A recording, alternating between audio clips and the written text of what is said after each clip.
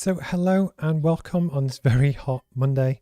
My name's Steve Pugh and I do something called a growth strategy podcast where I try and introduce you to interesting people that I think can help your business or career. I try to pick people from the network and people that I class as like regular, normal people that, people can relate to. That whilst it's always great to see people on Bloomberg like Elon Musk and talk about these really big, massive things, kind of that doesn't relate to most people and the challenges and tribulations and stuff that they kind of go through. So I try and pick people that I've kind of met or with some sort of relationship there, and then kind of go through and share their story, how they got to where they are, how they've kind of found it, and relate that back to business and that kind of thing as well. So Gary, who I'm going to introduce you to today, we actually first met about 3-4 years ago. It was pre-pandemic.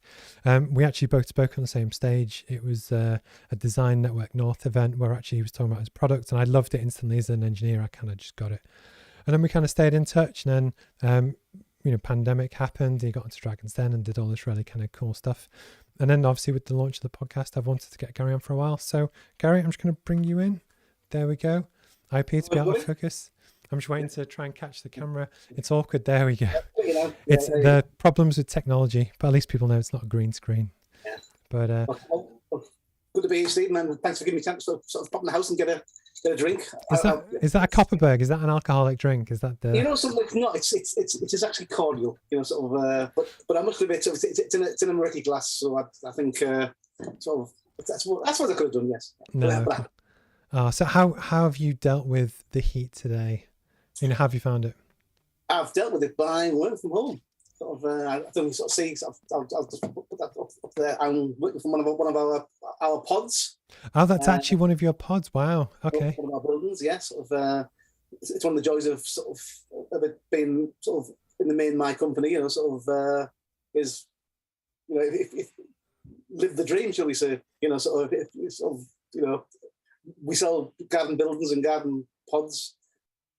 Live in one. Because I must have, with like this room, because I'm on Team Valley now in Gateshead, and basically this room gets hot anyway with all the studio lights and stuff. So I was petrifying it when it's 30 plus degrees outside to then bake for an hour, but actually it's worth it for the cause, which is all kind of cool. And actually, British people are funny because we always complain about the weather. When it's not sunny, we complain it's not sunny. When it's hot, we complain it's too hot. So it's just exactly. It is what it is. Would you be happy to give people a quick intro just to who you are and where you're from? Yeah, sure. I'm Gary Giles and my company is OGEL, as you'll see there. And what we do is we turn waste plastic, in our case polystyrene, we turn it into a building product, which is basically L shapes, put together. And from that we build buildings, like I'm in today, flood defences we can do, exhibition stands, we're working on humanitarian shelters, that sort of thing. Basically, it's a revolutionary building product that we make from waste polystyrene. I must admit, with it was a Design Network North. It was on a Terry. Terry. Yeah. And it was just I instantly got it because when. It's always good because you see so much like crap out there and bad products and stuff. When you actually see one's actually good, because it was anyway, and it was just I instantly got it. I remember we had a chat afterwards, and it's just you could see the potential of I started my career actually in construction, and a modular building type product which you can use for stuff. And has your camera frozen? I'm worried Gary's connection's gone. Alex, if you're watching, can you let me know if that's just me? This is awkward.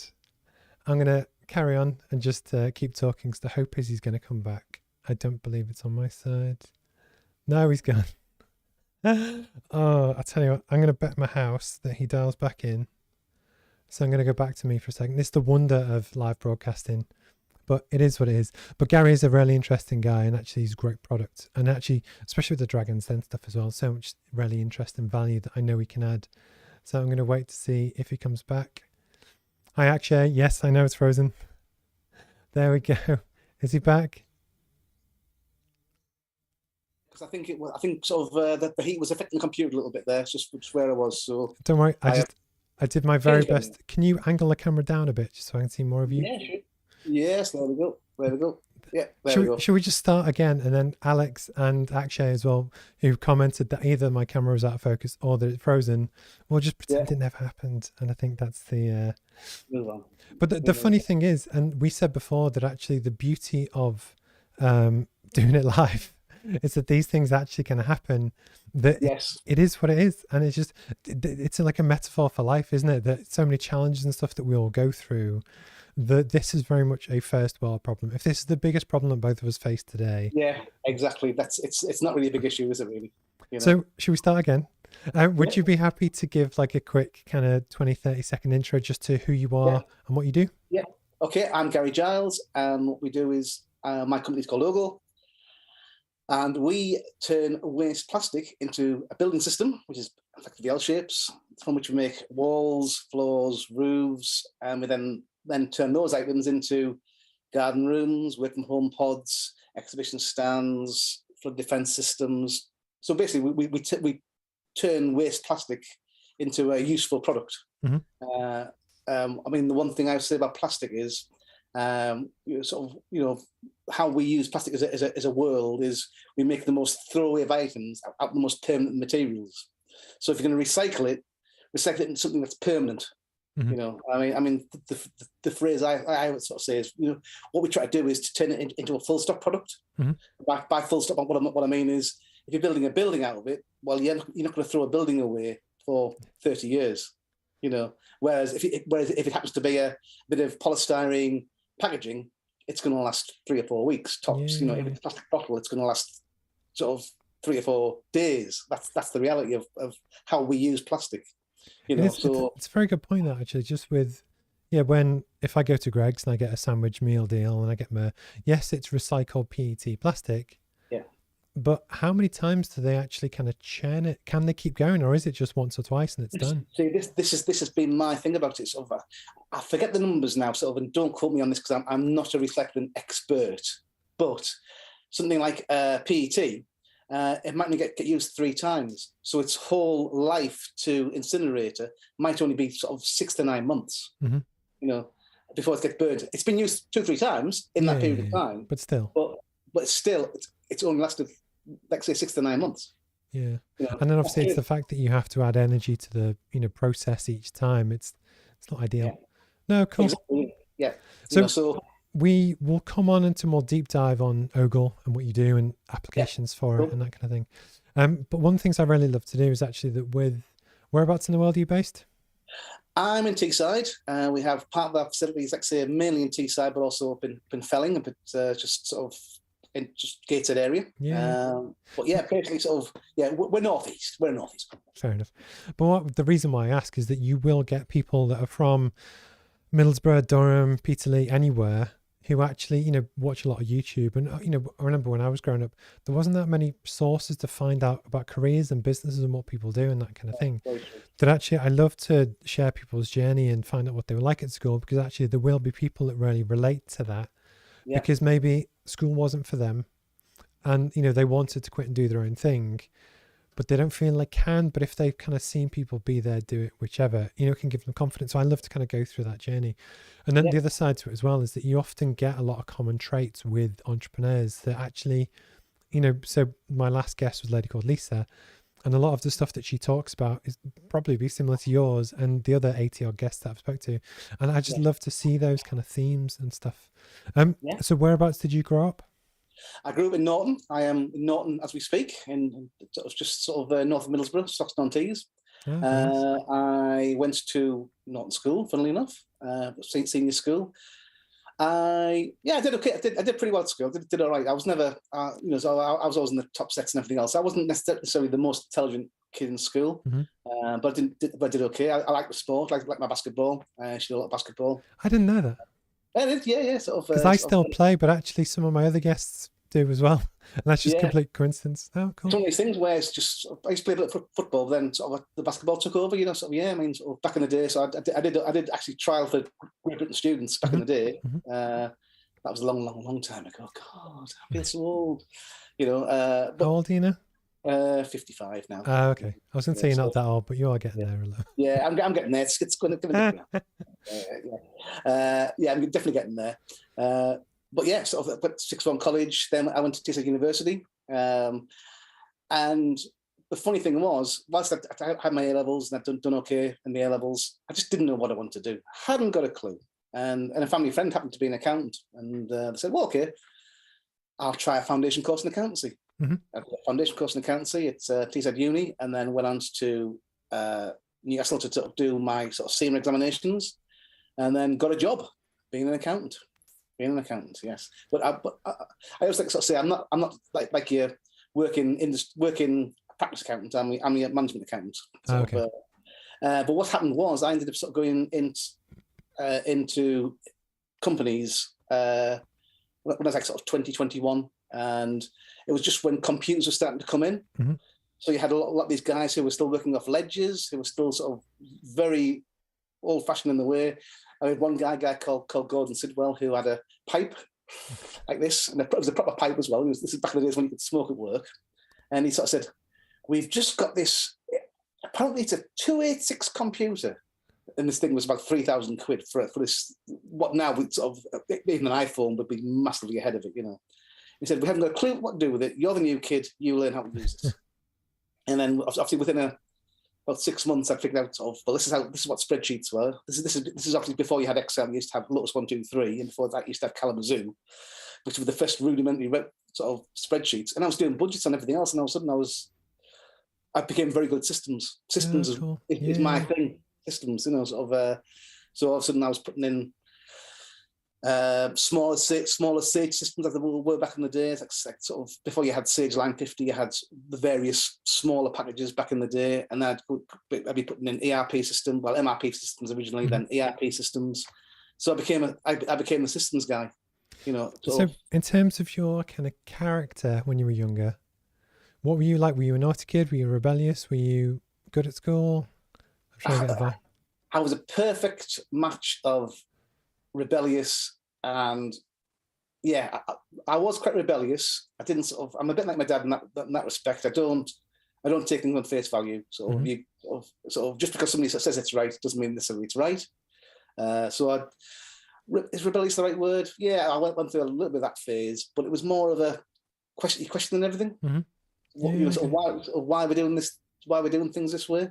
But like you know, again, it's one of those, because I was quite similar that it wasn't picked up that I was short-sighted until I was at uni. Right.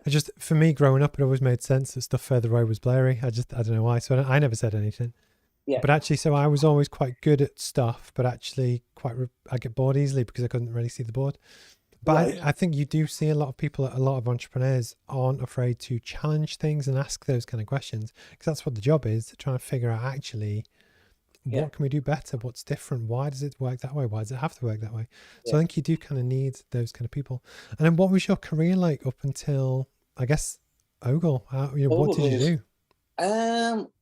I worked for a number of companies, sort of putting systems in. And in about the mid-90s, I sort of decided I've had enough working with other people. Sort of a friend of mine had a printing company, and I went to sort of work and become a part of the printing company. And then we sort of developed that up. The fact that company sort of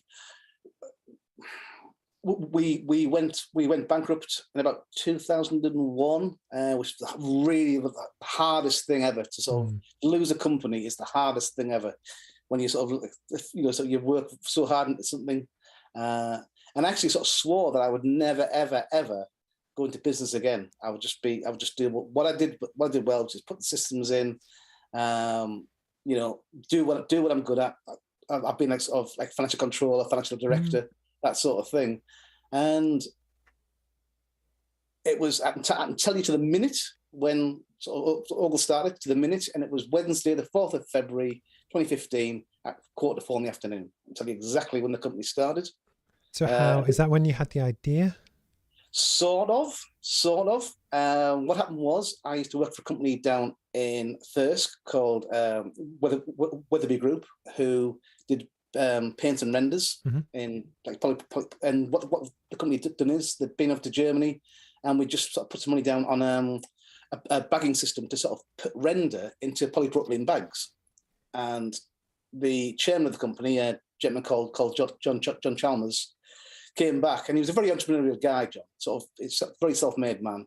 And he sort of turned around and he said, "Well, if worse comes to worse, we can always make sandbags." And I went, "Sandbag? That's a bit sort of," and it just hit something in my brain. Like sort of, if only you have a way of building better to build a better flood defense system.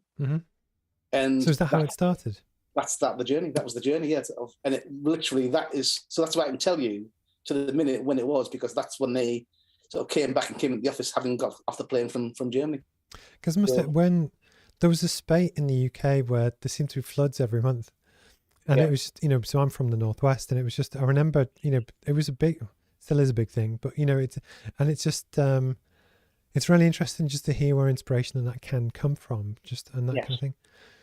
So, but there's a big jump between Sandbags flood defense to the finished product.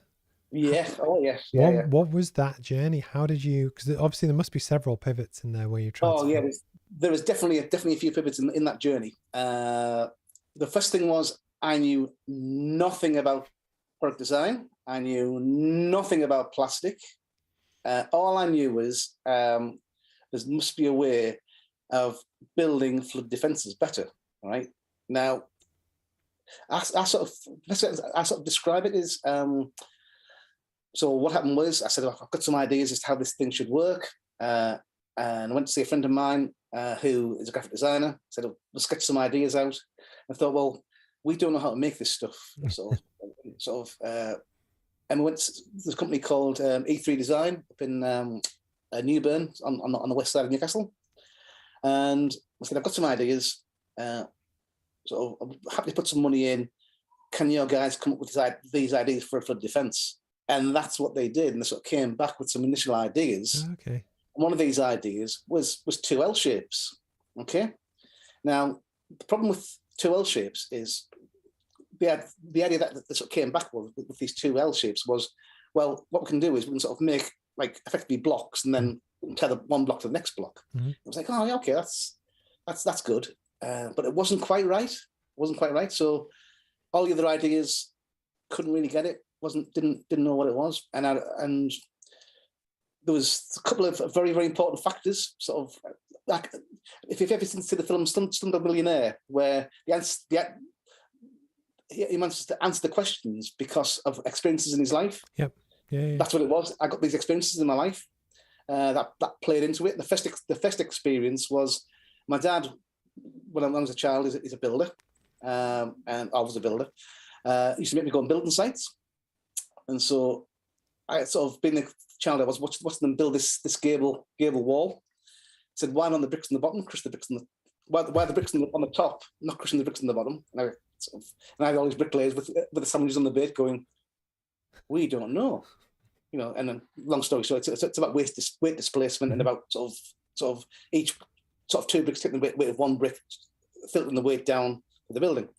Great, okay. So it's like sort of. And I remember my dad sort of saying, there's only two basic problems that you have to solve in building: how you join the same shape up and down, side to side, so vertical and horizontally. Which led on to the second part, which is sort of how do I sort of take this L shapes and join them together without using like jointing pieces of some kind. And that led us on to the Battle of Culloden, Bonnie Prince Charlie. Right, because my thing is history. My thing is history all day long. Okay, in the Battle of Culloden, the Duke of Cumberland lined his men up against the Scots who came charging down the hill. And what he did was he realised that his guys only had a musket and a bayonet. So once these guys had fired the one shot, the Scotsman would knock the bayonet to one side and hit them with a claymore. Mm-hmm. What the Duke of Cumberland did was he trained all these men.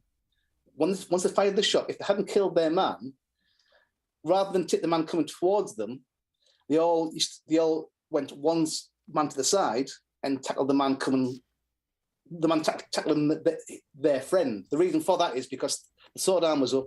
They had half the body to attack, and they could sort of. So how that comes back to building is, and it was a eureka moment. Is, well, hang on, if we offset the back of the L to the front of the L, we can keep building as long as we want. And it was like, that's what it was. It was a eureka moment. It was an absolute eureka moment. And then I went off to sort of find a patent attorney to sort of say, has anybody ever thought of this before? Nobody ever thought of it. Went through all these sort of catalogues and everything else. Never been done. But that's almost part of the beauty that when you talk about business strategy is the fact that your lived experience is different to mine and other people's. that often I completely agree with it. It's stuff that you learn just throughout your life, and it's when if not everyone does, but you figure out how it can all interlink and work. Yeah. That a lot of other people might, well, they haven't, but they might never come up with that. You can give smart people the same thing. Yes. Yeah. Because the other thing which blew my mind when we first met, you explained the name as well. Just for legal reasons, I'll let you do it in case you're not allowed to talk about it. I also play a game with people, obviously it's different doing a podcast, and you already know. Yeah. And the game I also play is, well, I can tell you where the name comes from, or I can give you 3 clues. And the first clue is, what is it? It's a building product. Okay, yes, fine. What's it made out of? Plastic. Okay, yeah. They're going building product, plastic. Most people go, no, I haven't don't know what it is. I sort of said, which way does the arrow point? And then people still go, no, I don't get it. And I go, the arrow points from that way to that way. And they go, Lego. Yes, because Lego was one of the inspirations behind it. Yeah, so yeah. Lego backwards. Out of interest, has anyone from Lego ever legally challenged you or approached you? I haven't, but I really am hoping they do. I would love it if they did, because that's what I've got a friend who knows a lot about trademarks and everything else, and there's about 18 different criteria that work on a trademark. So I'm 99% sure you're fine. I was just interested, because again, when although in advance of the interview we do prep questions and stuff, it's stuff that I actually don't know, and that's why I'm interested, which hopefully makes it a good interview. But the other good thing as well is that whenever you can relate something to people who inherently know and understand, and people know how strong Lego is.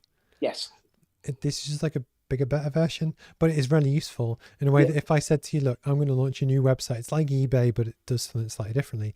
You have that frame of reference to really just get it instantly.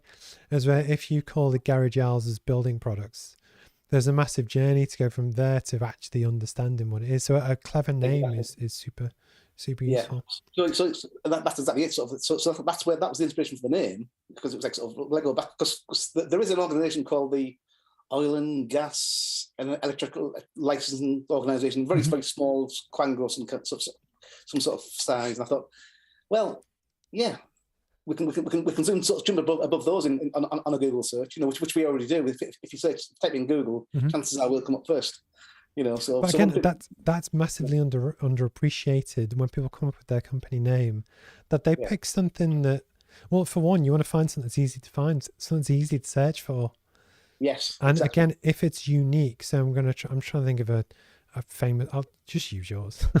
Why not? Yeah. But the point is, it's something memorable that's short, that actually they put into Google, and it probably there's not going to be many search results of the same thing.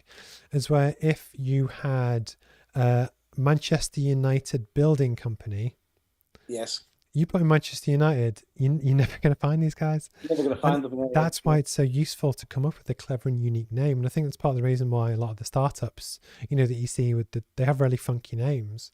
But it's for the internet. It works, an absolute kind of dream. So what happened next then? So you spoke to your friends and legal team, and I guess did you put in the patent straight away? Pretty much, yeah. So we start that journey very quickly. Because we knew what it was, we knew it was going to work, and we're sort of working the patents, and obviously sort of. So that's one thing. Once again, I knew nothing about patents. Didn't know a thing about patents, So I now know, without blowing me on trumpet too much, I now know quite a lot about patents, more than the average bear, So that whole journey. So it's like, okay, well. Putting in for the patent now gives us it sort of, we've got 18 months before we have to file properly, which allows us to develop the product, which went through that sort of journey. So you hadn't made it to the point where you knew it was going to work yet. You put the patent in first. We knew about the L shapes. We knew it had to be an L shape because the beauty of an L sort of. I mean, I know sort of we make a joke about being Lego. It's actually nothing like Lego because people sort of say, well, people used to call them OGEL blocks. Well, actually, the irony is we never make a block out of it. We make a course out of it, but we never make a block out of it, So OGEL blocks, but it's a term of reference that people use, and you go, okay, that's fair enough. But we knew it was an L shape. We got a patent on the L. We got a patent on, would you believe, unbelievably, patent on how it tessellates around to do that, how it packs away like that, how it joins up and down, how it joins side to side. Obviously, the key is how it joins horizontally. fact that you can offset like that and then cut a piece to sort of make a solid wall, it's very, very handy. It's a patent on the holes in it. If we use a flood defence, because if we use it as a flood defence, we put holes on one side, which allows water to come into the wall, without getting out the backside of the wall, which builds a wall of water, all those sort of things. And then when the flood goes down again, the water leaves the holes that it left. It came in through, should I say? Yeah, it's clever. So all these little things, but it's all the same basic design. Because what's also interesting is that, and I completely agree with this, people think that they have to know everything about everything to start a business, as where actually there are people you can learn from, and actually the amount of knowledge that you pick up about different stuff over time is so massive, to do with streaming or flood defences or patents or whichever, that you don't, the hardest bit is to get the idea, and then likewise almost start the execution to do it. There's a big difference between, and I had that decision of, do I work for myself or do I take a job? And one is a lot more risky than the other one, but not everyone has that. And again, so you needed the character trait of people that could figure out the problem, have the conviction to actually kind of see it through, and then actually the lived experience to figure out how your history references to actually do it. Does that make sense? And that's why in many ways it's only you that could have done that. In the same way with the roadmap stuff I do, I think I'm the only person that maybe could have done this. And it's interesting, but that's when you've got something special in terms of a business, that if you wanted to go and sell cold water on a hot summer's day, anyone can set up and do it. Yeah, you'll get some sales, but it's not a great business to be in, because someone's going to gazump you or as soon as the weather turns. But the harder it is to get into, the barrier to entry, no pun intended, the better, if that makes sense. Yes. No, you're right, Steve. That's the whole thing, because I didn't know anything about patents, but I knew it was a good idea. So you speak to somebody, E3 in this case, who were experts in, they knew a lot about injection molding, they knew a lot about plastics. They didn't actually know a lot about extrusion, but we found a company, or they found a company, this took a long time. This took about 6 to 8 months to find a company that could extrude and could do what we wanted to do. That was really, really difficult. Because we wanted to make an L shape. Well, making an L shape is a really, really difficult thing to do in extrusion. The reason being is, when it goes to the process, if it goes 1 degree that way or 1 degree that way, it doesn't work. It doesn't work. So went to this company and said, well, you're never going to do that. But if you make it as 2 pieces and glue them together, that'll work. But that took another engineer at an extrusion company to go, which was Alan Watts, who came on Dragon's Den with me, to go, that's the way you do it, and this is how you make it, and this is build a box. So we actually sort of glue one side and glue the other side, put it together as a box shape, and then we cut it to whatever length we want, and then we sort of know that it's perfect, 90 degrees, and then put it back away. So would you be happy to give a quick pitch about what OGEL is, what the products can be used for, that kind of thing? I think I'll just help people set the scene for... what it is we sort of figured out, well, there's 3. We set out to solve 3 problems. We set up to sort of go, okay, plastic waste, okay, we can do something with that. We can do something with flood defences, we can do something with that. And can we sort of do something with humanitarian shelters? Because if you can build a building, well, you can sort of, our first thought was, yes, we can do garden rooms and everything else, but that garden room can be a humanitarian shelter. And that was one of the inspirations behind it, really. Sort of, and it then became sort of, I don't like saying I'm a socialist, but I'm certainly sociable, put that way. And it was like sort of, okay, well, what good can we do with this product? Sort of, I'm always going to be okay financially. I've got the skills to sort of do a variety of jobs, but what can we sort of do to sort of make a difference? So it was almost like, can we use one problem to solve 2 other problems? And then as the journey went along, we went, okay, right, to get acceptance for this product, let's, then sort of COVID hit, if you like. So it's like, okay, can we make buildings out of this stuff? Yes, we can. And then sort of, okay, well, garden rooms, we can do garden rooms. That would be, because we said, okay, right, well, let's try and make a for-profit element of the company. So if you're making a for-profit element, you can then use some of that profit to sort of plough into other elements of the process. The same product, which might be a military building, like a temporary military building that we can sort of charge the military top whack for, and be the same building that we sort of do for sub-Saharan Africa for cost. It's the same process, if we use the patents correctly, we can still sort of stop somebody from coming in and sort of taking our market, if you like. I agree. You know? Well, it's one of the things that I see is that so I run Roadmap MBA Limited as a proper company that is for profit. Yeah. But because I have complete control over it, I can choose, and the community element of it is huge. That's the whole point of why it exists. Yeah. But I self-regulate that I don't, because I work for myself and it's only me. I don't have time to do all the proper audits and stuff that would just tie me down to actually doing stuff. And I don't think there's anything wrong with having a company that can still act for good. It's still for profit, and it's up to you and how you manage that. But it's fundamentally different to a charity where you're asking for other people's money. Correct. And I love that, but I think sometimes, people want the B Corp sticker or whichever, but actually anyone could do that. And I think when people really kind of buy into the vision and the values about what someone's trying to do, it's a longer term play that I get it. I really kind of do. Because the other thing that's really clever as well, unless it's changed, is it correct that almost anyone can build it themselves? Pretty much, yeah. I mean, sort of at the minute, just from a control perspective, we're doing it ourselves, but we're looking for people to have those basic DIY skill that you can build it. But you don't need to know how to erect steelwork or lay foundations. Basic sort of, as long as you can sort of make something level and put once the base is in and correct, and you've measured the base correctly, the rest goes up. It's like most things in life. If you get the foundation right, everything else really is much easier. It's a good metaphor. So there's so many metaphors we can use for your business. Oh yeah, the building product. It's bricks and mortar, all that sort of stuff. Yeah, sort of yeah. But the funny thing is that there's fundamental value in what you're doing. That out of interest, especially from an accountancy point of view, did you always think to go the self-manufacture route, as in within your supply chain, you control it? Or did you ever consider licensing and just giving it to someone else to then run with? I think not for the UK.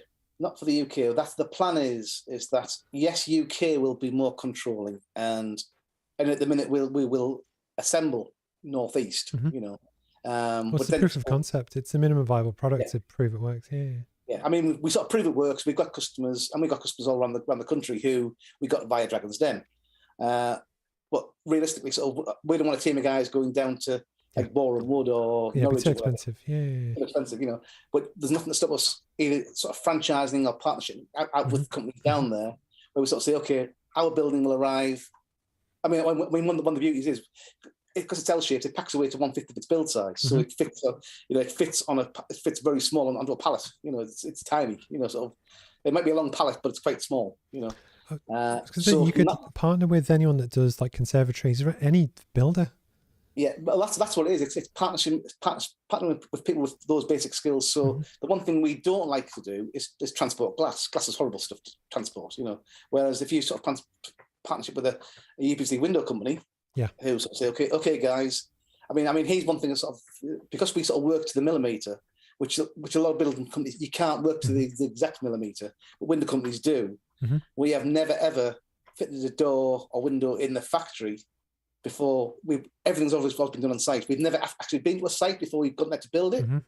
Sort of because we're able to sort of say to a window company, okay, that door is 1 meter. You make a door 1 meter, and we know that we're going to cut something, and when it goes together on site, it will be 1 meter. There's no messing about with sizes or anything else. It just works, So we know that if we sort of partner with a company in, I don't know, Essex for the sake of argument, that building will arrive on site, and as long as they've made the doors and windows to the spec that we tell them, it will fit. We know it will fit. From experience, again, I used to work in construction. Actually, I work with a lot of engineering firms now. Yeah, it won't always fit. But fingers crossed, as long as your bit's correct, that's the only bit. So and that's the thing. So we, the window and door company that we work with in the Northeast, they sort of, we just, because the sizes don't change. It's simply because of how wide do you want the door? Do you want doors with panels, that sort of thing? And we just have a reveal that might be sort of a 1500 meter reveal, which happens to be a side panel of 500 and a door of 1,000 or what have you. We just. And we know it works because we've told them the height. It arrives on site, or we pick it up. But we don't know it's going to work we got out the site. But the one thing we hate doing is handling glass. Yeah, okay. A glass panel, you put a glass panel in, or you take a glass panel off the van, you get a slightly little crack in it, it's like broken glass panel. Yeah. You know, so we're coming back. We're coming back to sort this job out, you know, which obviously we don't want to do, you know, especially if you go into Essex or some way. So that's why it suits a company of that nature, where you say, okay, the building goes down there. And then likewise, once you sort of prove the concept in the UK for the various products, then license.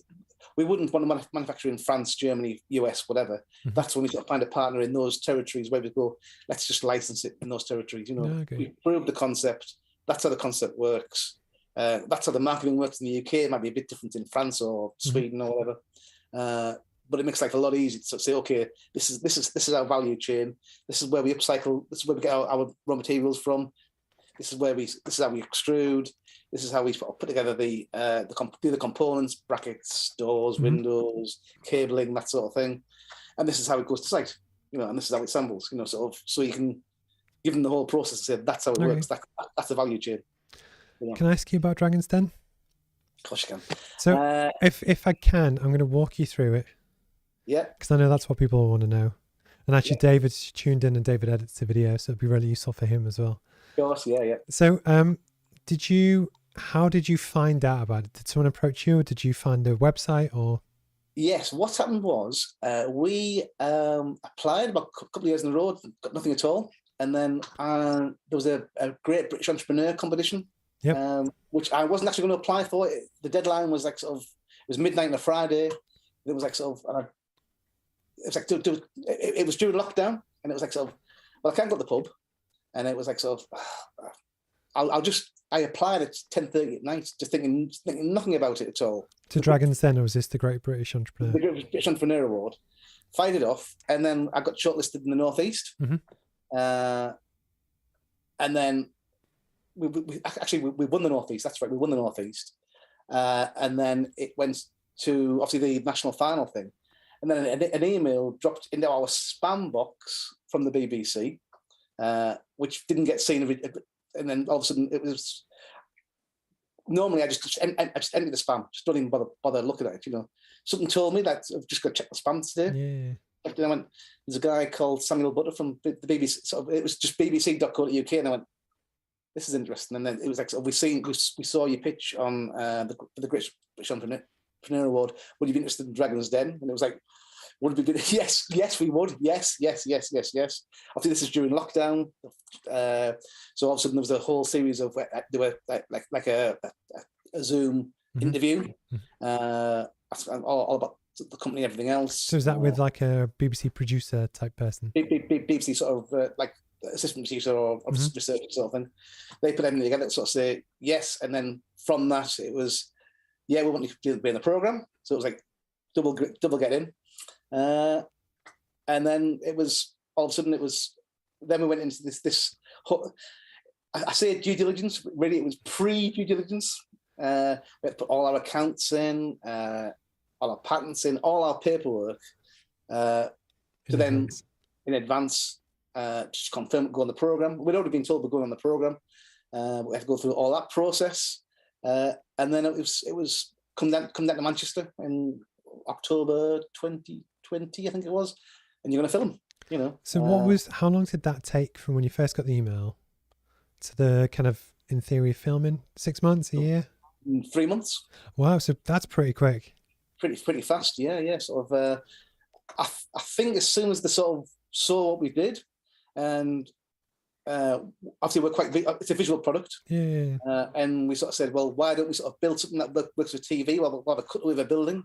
Because these are visual people, they went, that's fantastic. You know, sort of, we've got to have you on. We've got to have you. It was like sort of, they really were like sort of working very, very hard to sort of get us on the program, really. You know, so it was a 3-month process. You know, and it was like sort of come down. It was filmed in Manchester at the old Granada Studios. Okay.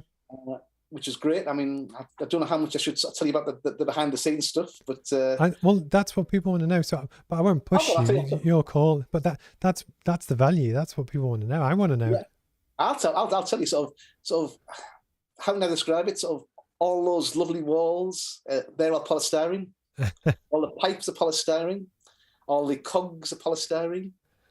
The whole thing is polystyrene. The whole thing is a TV set. You know. See, I always assumed it was just in a warehouse. I always guessed that the elevator doesn't actually go up and down. It's just two doors open. Yes, yes. I wasn't going to give that secret away, but that is true. So basically, what it is, there's two doors. They cut away on the TV that shows you going up an elevator. In reality, you stood. But that one's obvious. I think most people have. But I didn't know the polystyrene. I think that's obvious. But a lot of people sort of go, "We never knew that."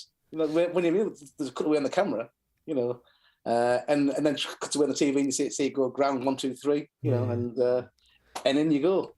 But once you're in there, it is for real. There's, you know, sort of you're in there. I mean, we were in there for an hour and 3/4. Wow. And it's full. So it's not a 12-minute segment. It's a no.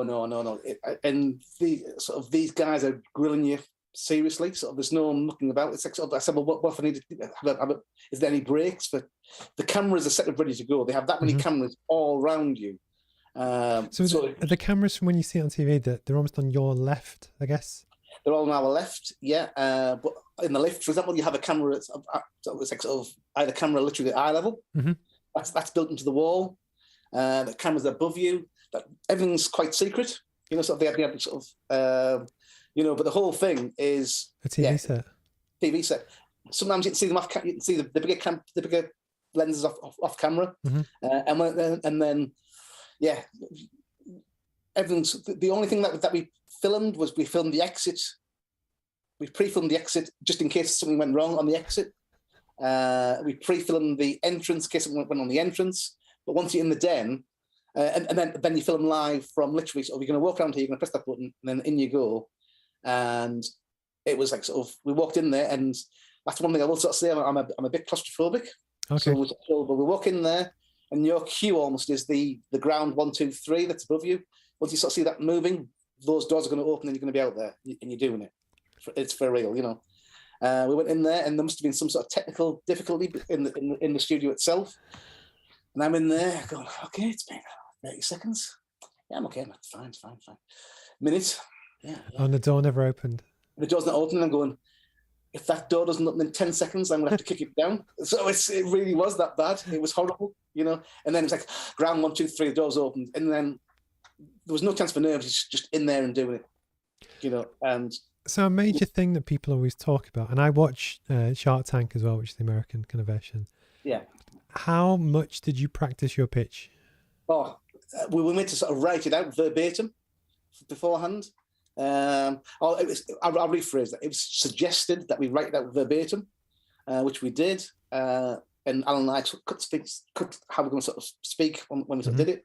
It was actually edited down quite a lot as well. Okay. Sort of from the final version, but yeah, so I was quite on the mark. Alan was on his mark for what he was sort of saying, but that's 3 minutes. It's 3-4 minutes. It's no more than that, you know, and that's your pitch. Which they then they edited hours down to about 1.5 minutes, if that. I think, you know, from a 3-4 minute pitch, and then it goes into questions, you know, and it's what I should sort of say is. On the TV, it looks quite dark. In reality, it's pitch black. All you can see is just a light where you're supposed to stand and a light over each one of them. Really? It's when you come through the doors going at it, you know. See, I thought you were going to say the opposite because I have video lighting in this room and it's like mega bright. So I thought for TV it'd be even more so. No, it's pitch black. Absolutely pitch black.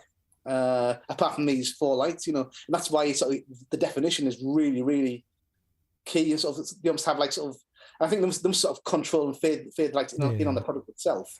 But yeah, so it was, and that's why when I saw it on TV, I thought, oh, it's quite light, you know. But in reality, it was extremely dark. Can I ask, what was the experience like in terms of how much they grilled you? Was it? I have seen the show, but it's almost when you're actually there. Is it a friendly chat for 1 hour and 40, or is it quite brutal? We were told, because we knew people had been on there previously, we were sort of told that if they don't like you, you'll be bombed out within 45 minutes. They'll absolutely just destroy you, you know? And we walked in. Now, what you got to remember is this was the first series that filmed under COVID, so all the dragons had a 2 metre distance behind inside of them. So where Peter Jones was sat, which is obviously on our far right hand side, the TV's far left hand side or whatever. Yeah.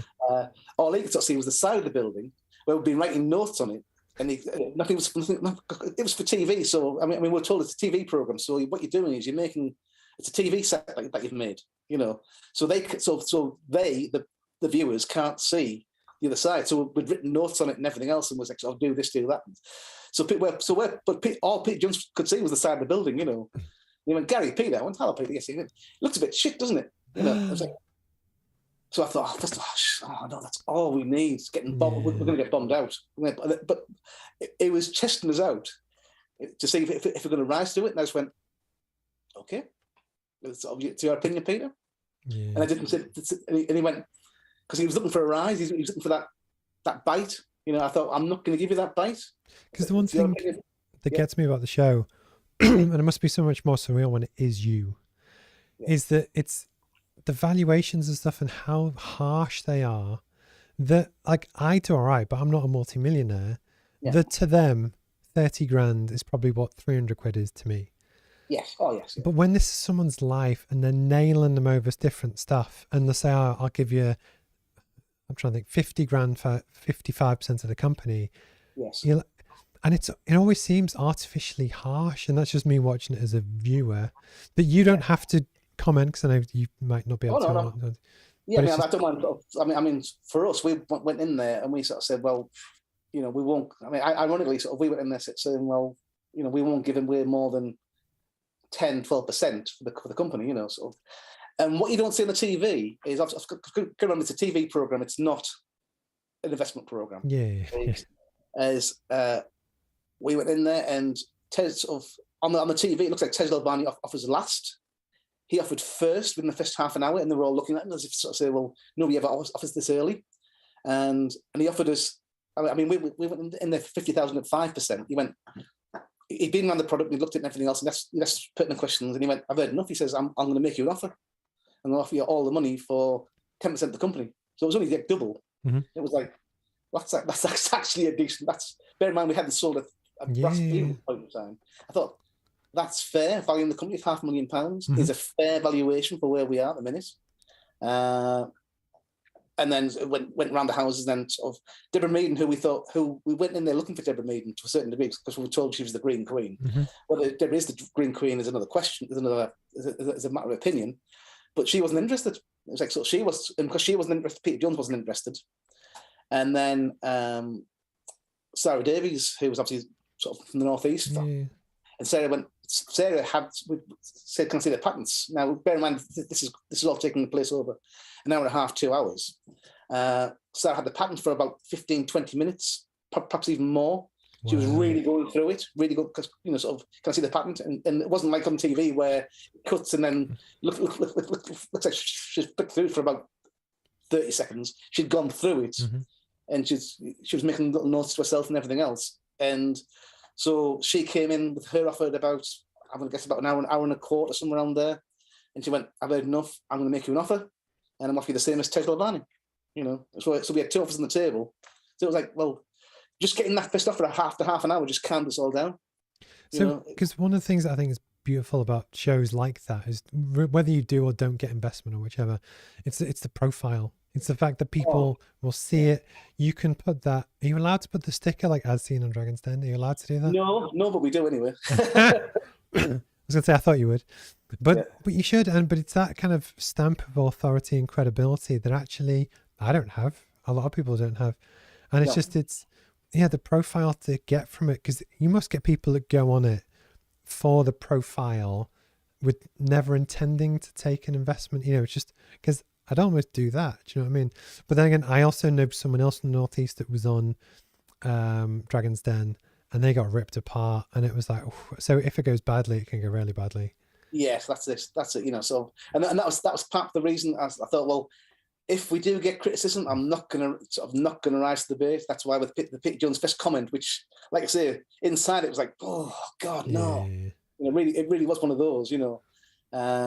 But after half an hour from Tej Albani, it was like, okay, we've got a really sensible offer. early doors. Well, it's put that flag in the sand. It's put that anchor down. Exactly. Which exactly then that, that's almost the best thing that could ever happen.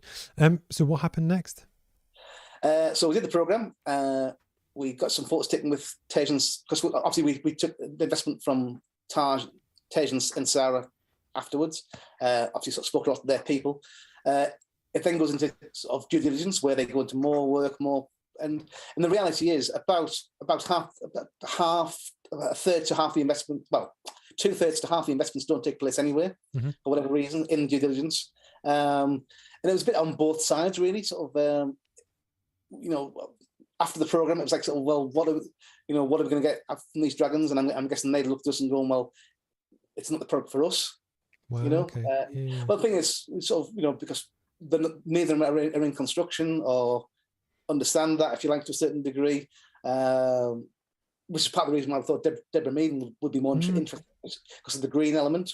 And the caravan parks and the caravan parks and that sort of thing, because I'm obviously sort of using it for pods and building, that sort of thing. I thought, well, we're right up her street, which is why I was surprised that she didn't make an offer. But it was almost like preordained that she sat in a chair, just quite like poor face all from day one. She was never going to make an offer, so I was like, no, that's okay, that's fine. One of her comments, which she made in the program, was she didn't believe that we get enough waste polystyrene. Okay. Like, sort of, okay, all right. And I think the mistake we sort of made is we sort of took on some waste packaging, whereas in reality, sort of a lot of what we use is fridge linings. Now, best will in the world, we're never going to do. We're not going to be able to replace fridges, because polystyrene is the best thing where you sort of line fridges. We can't we're not going to sort of do away with coat hangers overnight. Well, certainly sort of 3 billion coat hangers overnight, which is what we make as a world, which is how we use our foundations. So it was like, well, sort of what. But long story short, we sort of looked at that and went, it wasn't for them, it wasn't for us.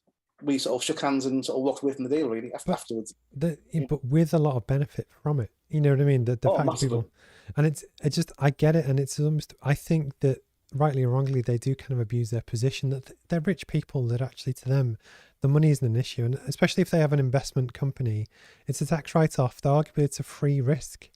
Exactly. But I always think that the people who actually go on to sell their wares, it's their life and their soul, and so I really hate it when people drill them over crappy valuations and stuff. And so, but hopefully, I'm sure you don't regret going on.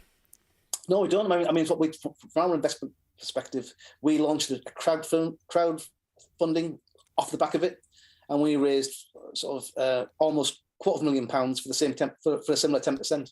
So we got but Dragons Den helped us with that. It gives us a validation to then get 5 times the valuation. Cool. So what's next? What's the big dream? Big dreams. Obviously, sort of we're spending sort of this rest of this year and a fair part of next year is going to be running to the work from home pods, the garden buildings. We want to be sort of developing that sort of northeast UK.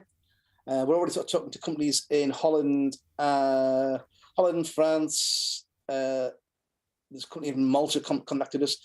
Companies from South Africa contacted us that are interested in it. Wow. To then look at that model to sort of say, well, okay, can we make this work from a licensing perspective in those countries, having proved and know what we know from the UK? And then really it's expanding 2 ways, expanding our product range, expanding our territories, and then how we handle that expansion becomes the fun bit, shall we say.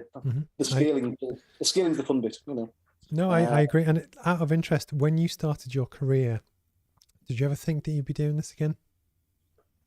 I swore that having had a company go bust on me, I would never, ever, ever be self-employed again. Yeah. And it's the number of times I've questioned myself and go, because I mean, sort of, I know it makes it sound like it's been dead easy over the last sort of 6-7 years. It's not. It's been very, very hard work, raising funds. Can I ask, and you don't have to answer, but it's almost, did you remortgage the house or anything like that? Because that's always a major step. What I did was, I have a couple of rental properties. Okay. My own home, I was renting my own home out by the room. Yeah. Sort of pay for my living expenses, and I was living in one room in that house. Wow. Sort of pay for that. Yeah. But the thing is, but all of these sacrifices are stuff that people are really interested in a topic like me love this kind of stuff, because it's the honest truth that most people don't do. That it's when you believe in something so much that you're willing to make sacrifices and do stuff like that because of the longer term vision. I think a lot of people expect that it's going to come easy. They launch a website and they do an online Shopify store and they'll be millionaires in a year. And it's not. It's horrible grind, but you have to love it, if that makes sense. Yeah, I mean, sort of a lot of sleepless nights. You know, sort of let's not kid ourselves. And bear in mind, sort of, you know, I only had sort of 3 people who have sort of said, sort of at some point in the journey, they don't like the product. You know, like really don't like the product.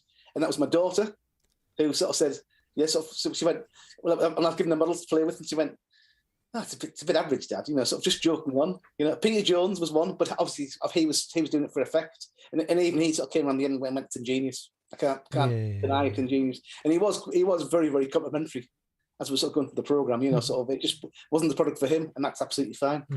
And there's a gentleman, I'm not going to name that person's name, but he works for the Innovate UK. And obviously, sort of when I used to flood defence, and so I said, it's rubbish. It'll never be a flood defence. So, but I don't know about you. One of my joys is going to be sort of when it is a flood defence, just sort of knock on his door and go, send them a piece down in the post or something. You know? If he's still there. But I was going to say, but it's that drive. I almost, in the past, when I've had people challenge me or criticise me or whatever, it just gives me this horrible hunger that I just, you know, it's the burning desire to prove them wrong, and it's that kind of thing that nobody can take that away from me.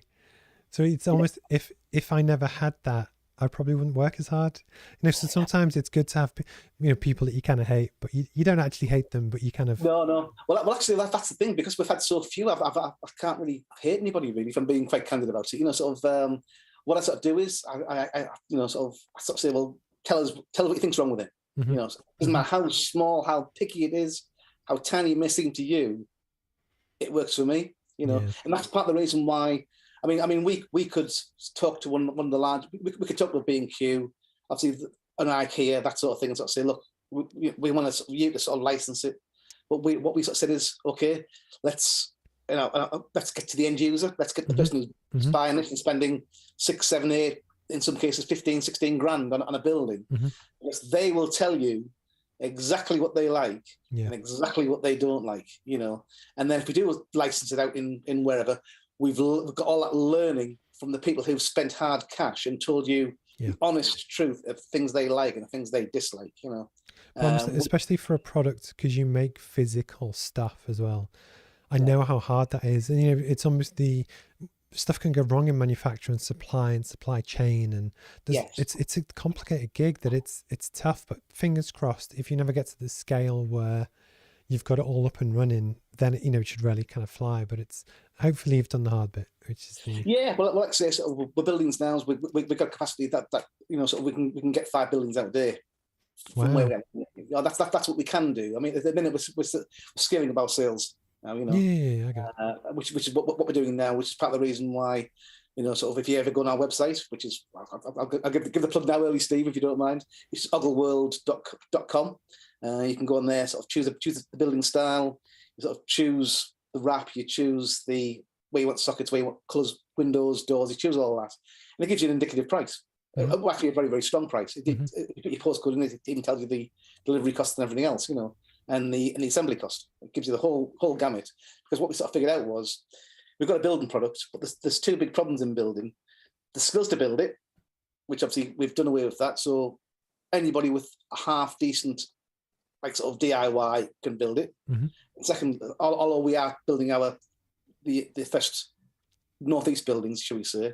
And the second thing is getting a builder to give you a quote to do any work is a nightmare. So we thought, well, if people can go online and get the quote instantly, and they may sort of say, because people don't know it's going to be £1,000 or £10,000. They don't know, you know. But if they go on there and type and choose what they want, and then go, oh, it's £9,000. Yes, it's of interest to me. Yeah, okay. Can we talk more? That does away with me having to spend half an hour, 40 minutes doing a quote for somebody. No, makes sense. Makes perfect sense. So towards the end of each interview, I have certain questions that I love to pick, and I love to pick people's brains, and it's my kind of favourite bit as well. Would you be happy to share what's the best piece of advice you've ever had? Best piece of advice is something which I actually gave to somebody else a while ago, and it's to do with it's to do with, well, actually, there's two bits of advice, but they are related. Okay, my dad used to have a saying, which I actually sort of, we're actually putting a big sign up a big mural up in the factory, which is persistence is omnipotent. I.e., it doesn't matter how it's a phrase from a president called Calvin Coolidge. It's basically what it's saying is you can be really intelligent, that's great, but you can still fail. You can have the best education in the world, you can still fail. But if you work really, really hard on something, then chances are you're going to be okay. You're going to make it. Okay. And my dad just distilled it down to 3 words: persistence is omnipotent. And related to that is, because there has been pause periods during what we were doing, but we couldn't find the extruder, we couldn't get the design right. There's certain things that we just couldn't because that's still part of the process that I think people underestimate how difficult it is to do those bits. Yeah, we not as much now these days, because we found the solutions to most of the problems. And the advice I sort of gave was, and it's very, very valid, is always rest, never stop. Nothing wrong with stopping and thinking about it and having a bit of a rest when you hit the buffer. Have the weekend off, go and do something else, go and do something with the family. Just get your mind away from it. Because your mind's always working on that problem, even though you're not conscious of your mind working on that problem, and it'll take care of itself. So yeah, always rest, never stop. No, that's very cool.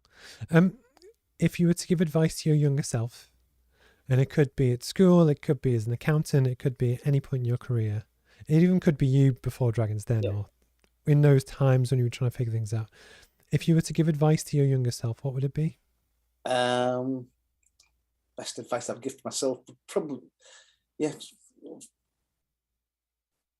find that don't think you can do it all on yourself, because you can't. And I've been guilty of that, if I'm being honest about it. So we could have got the product to market earlier, but I had to understand everything to do with the process. Because that's my background. I understand everything. I didn't necessarily have to do everything, but I had to understand how it all worked.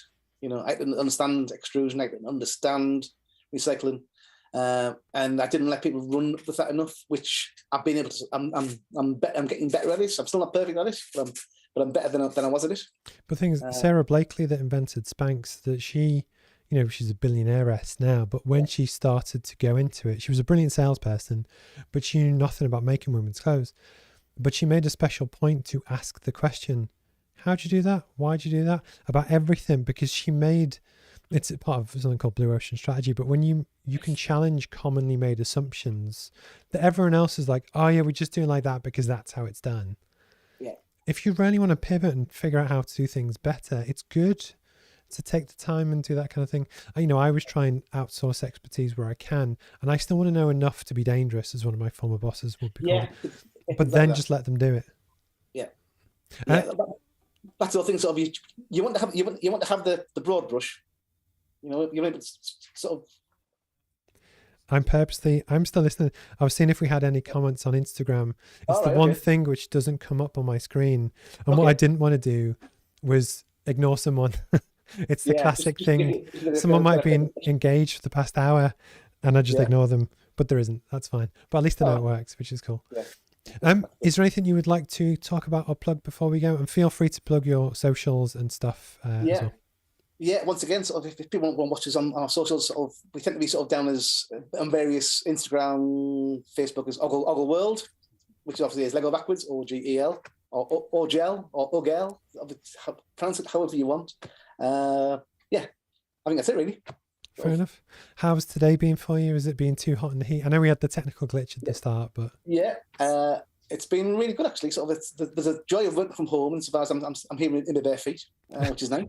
Which is a bit difficult to do in the office, although I know office protocols changing these days, Yeah, but it's well, I appreciate your time as always. Obviously we kind of knew each other a little bit before, but I genuinely, this is the reason why I love long form content, is because I actually don't know the answers, and I actually want to kind of get to know them, and for me that's what creates good content. But I also learned from previous guests, it's not about me, and that's why I just love to ask questions and learn the story. And hopefully, if some people might discover you or discover the product or that kind of thing, then we'll see in the future. And it's that kind of, you do tend to it's an unconscious bias kind of thing. When you spot something you didn't know it existed, then you see it all the time. But, yeah, that's true. Yeah, it's very, very true. You know, no. So hopefully people will find us. We're actually sort of starting an advertising campaign on the Felon Bypass. I think I'm fairly certain we'll be doing that in September. So if you see OGEL written anywhere in big yellow writing, it'll be us. Cool. Well, thank you for your time. I'll let you go because it is roasting hot in this room as well. Keep in touch, and yeah, I'll see you soon. Cheers, Steve. No, cheers. Bye bye.